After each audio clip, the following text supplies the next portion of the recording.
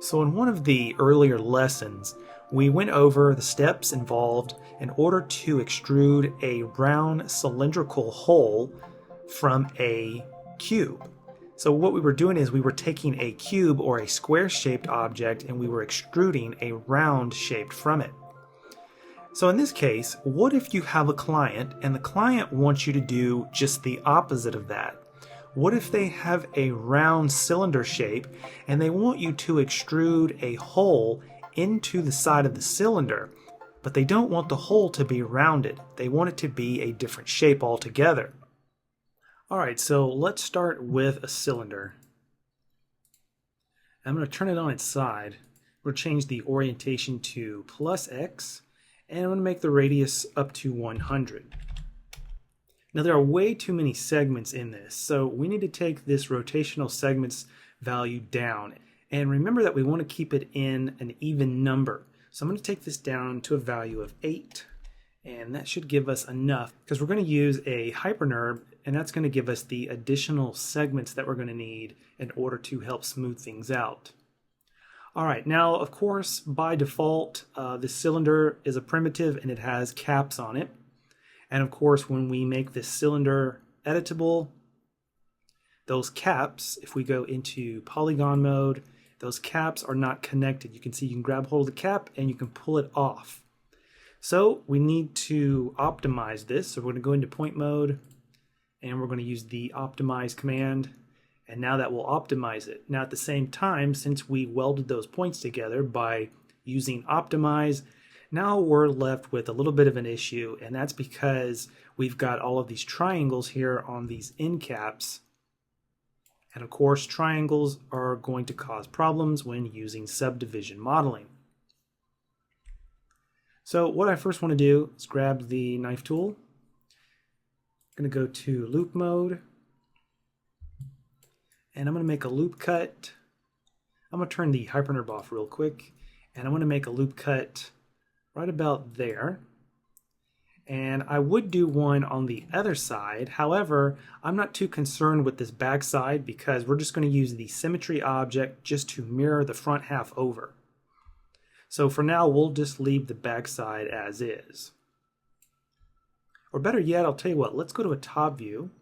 Let's make a cut right down the center. So I'm going to hit shift. That's going to lock the line in place. I'm going to come over here to the offset. I'm going to change that to 50%, hit enter, then click in the viewport. That will cut it right down the middle. Now the problem with this is that we typed in a value of 50%, but you can see that this knife cut is not exactly in line with this vertical blue line here in the viewport. And the reason for that is because we introduced this second loop cut over here on the edge, which now put the 50% mark slightly over. So the way to fix this is just to grab the rectangle selection tool. Only select visible elements, we'll turn that off. We'll grab all of these points here and we'll zero out their X position just like that. And now we can take the left hand side here, grab those points, and we can delete them. Alright, so let's go to a right view. And we want to set up the reference spline for the little Superman type logo shape that we're going to be putting into the side of the cylinder. So I'm going to grab a rectangle spline, and of course it comes in way too big, so we'll need to scale that down a bit.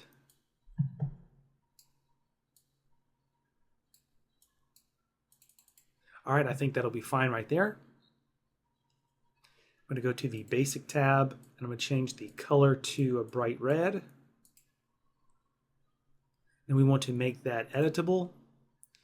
And we want to right-click and choose Subdivide. I'm going to just click on the little black outline box here. And we want to subdivide by a value of 2. Now, if you try to go down to 1, you can't do that. So we just want the next value up, which is 2. So click OK. That will subdivide that for us. So now we want to shape this into the little Superman logo type shape that we want to get here. So I'm going to select these 2 points here, and what I want to do is I want to take this corner point and I want to weld it into one point in the center. So I'm going to select these 2 points here, And then I'm going to use the weld command. Now I have the weld command here docked in the palette, but if you don't have it there, you can get to it by going up here to Mesh, Create Tools, Weld. Now there's a white dot that appears between the 2 points that you have selected. This white dot is the point in which these 2 points will be welded to. So what that means is we could take these 2 points and weld them together, which would make 1 point here in the center, or we can have the points welded to here or back over to here. Now I want these 2 points to be welded together to become 1 point. So we're just going to click the center point there. We're going to grab these two, and I'm going to hit the space bar. That's going to bring back the weld tool again, and then we want to weld these 2 points to this center point. So now we want to take these points here, and we want to use the scale tool, and we just want to scale those in a little bit, and then we want to pull them down slightly, just like that. Now of course this spline is right in the middle, so we need to grab it and pull it back out here in front so we can see it better. I'm going to change the shading. Okay, so we'll go back to the cylinder now. I'm going to go to point mode, and I'm going to click on this center point right here in the very center. I'm going to right click and choose bevel, and we want to bevel this point out. So we'll bevel it out to about right there. Now we need to take and delete these polygons here on the inside. So we'll just go to polygon mode, and I just want to select those inside polygons and delete them. Go back to a right view, and we want to go to point mode, and I want to select these 2 outside points here. I use the scale tool, and I want to scale them in here on the z-axis until they line up there with that spline. Grab this bottom point and push it down until it lines up with the bottom, and then up here on the top I want to take these points and line them all up together. So I want to take the center point and I want to bring it down until it lines up with these 2, but I want it to be exact. So I'm just going to grab the value, the Y value from one of these points. So I'm going to double click here to highlight it, right click and choose copy, select the center point, double click, right click, paste, apply. Now all 3 of these are lined up, so we'll grab those points and we'll pull them down until they line up with the reference line. Grab the scale tool and scale those in. Alright, so now we just have to line up these points here, so I'm going to select those 2, grab the scale tool, scale them in, and then pull them up till they line up like that. Alright, now if we turn the hypernerve on, what we get is not quite the shape we're looking for. So that means we have to introduce some control cuts in order to help tighten up each one of these corners. But before we do that, I want to make the extrusion here on the inside. So we're going to go into edge mode. I'm going to use the loop selection to select that inside boundary. Grab the move tool. We're going to hold down the control key, command if you're on a Mac. Click and drag inward to make that extrusion. And what I want to do here, as you can see, I've already gone past the center point. I just want to bring this back till it lines up on center. And you can see here the X value, we can just zero out that value, then hit apply, and that will zero that out for us.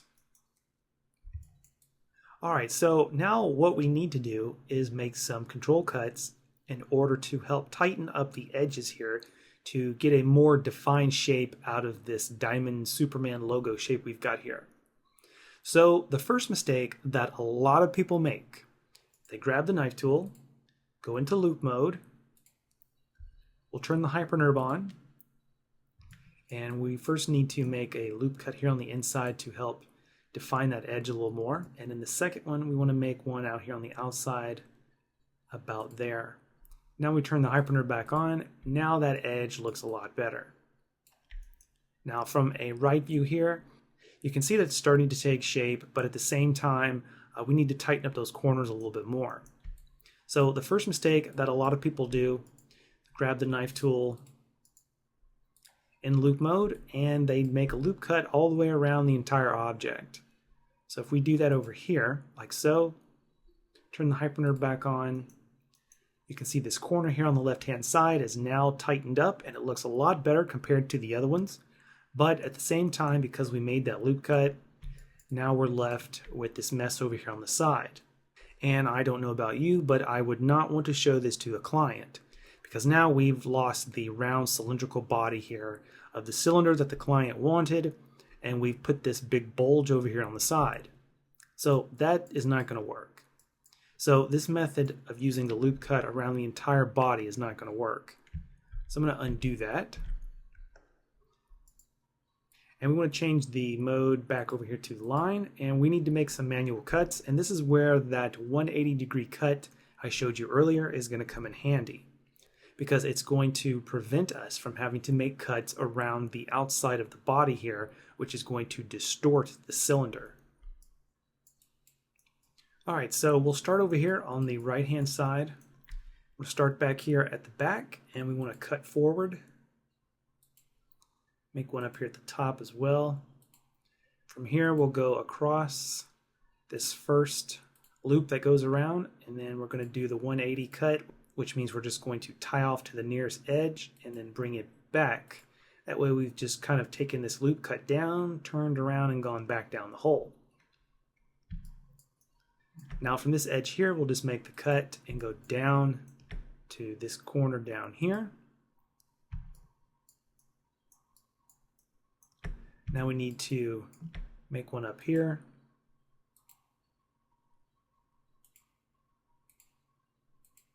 Take that up. Do the same thing here. Tie those two edges in together. And we're going to run into a little bit of a problem here, because we've got this edge here, and if we tie this edge up here to this one, we also need to tie this edge over into this point over here, but notice we've got a crisscross, and that's not going to work. So what we'll do is we'll just undo that a couple of times. And what I want to do is I want to go from this edge here, from the center of that edge, down to right there. Now we'll grab the slide tool, slide that out, slide that one up as well. But now we're left with a little bit of a problem. And that problem, and I'm just going to slide these up a little better. The problem is that we have a quad here, right there in the middle. We also have a quad down here, and we've got quads up here. But we're left with this really big polygon here, which is 1, 2, 3, 4, 5, 6. Now 6 is an even-sided number, so we might be able to get away with just leaving it as is. But I'd rather just show you how to solve the issue to turn these into quads. So what we could do is, I'm just going to go back to point mode, grab the knife tool, and make a cut from this point here down to the corner point here. And now we've got 1, 2, 3, 4. 1, 2, 3, and 4. Now we've got two quads. So I'm going to go back to the slide tool, grab this point here and slide that down. All right, so we got 1, 2, 3, 4. 1, 2, 3, 4. Now this one up here at the top is going to be pretty easy, because we just need to take the knife tool, make a cut from that center of that edge up to this top point, grab the slide tool, and push that up and over like that. Turn the hyperner back on, and now those edges are looking much better.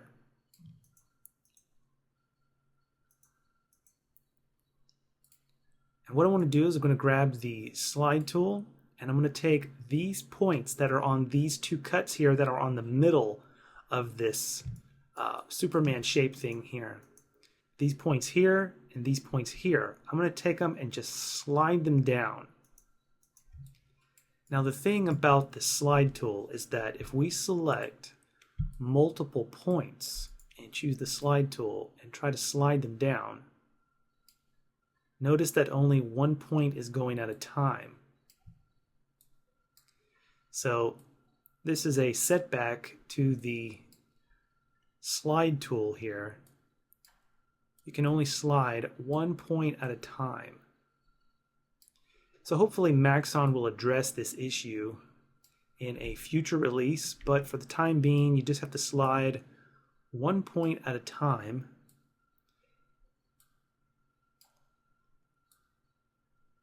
Okay, so now we don't even have to make any cuts down here at the bottom. We just borrowed those edges that were already there and we just slid them down to the bottom, and we still retain the quads on the front face, which is good. Just turn the hypernerve on to check it, and that looks pretty good there. So we just need to finish up by doing the other side. Just grab the knife tool.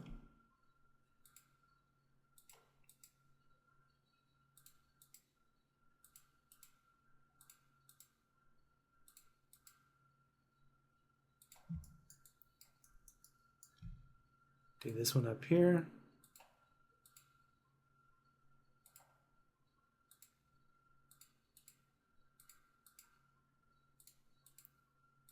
And we need to do the same thing on this side as we did on this side over here. So we'll make the cut from this edge down to the point down here. Then from this edge here, we'll take it over to this edge. Grab the slide tool, slide those points out.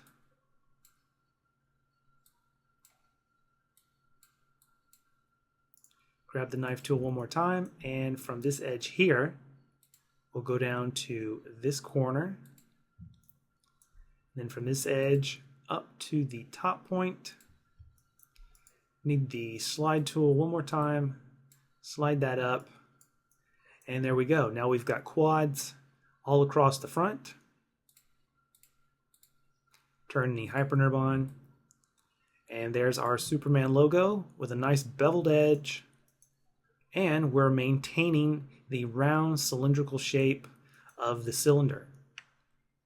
So now we'll just grab a symmetry object, drop that into the hypernerve, then we'll drag the cylinder into the symmetry. And there we go. There is our Superman logo and our round cylinder, and the cylinder is still intact, and the cylinder has not been distorted or deformed in any way. Everything is nice and round, no problems, and everything remains quads at the front and the rear as well because it's being mirrored. Now we can pass this along to the client and they should be happy with it.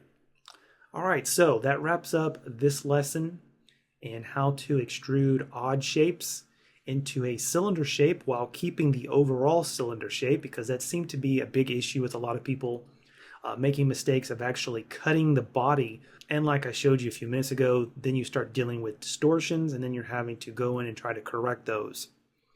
All right, so that wraps up this part, and thank you for watching.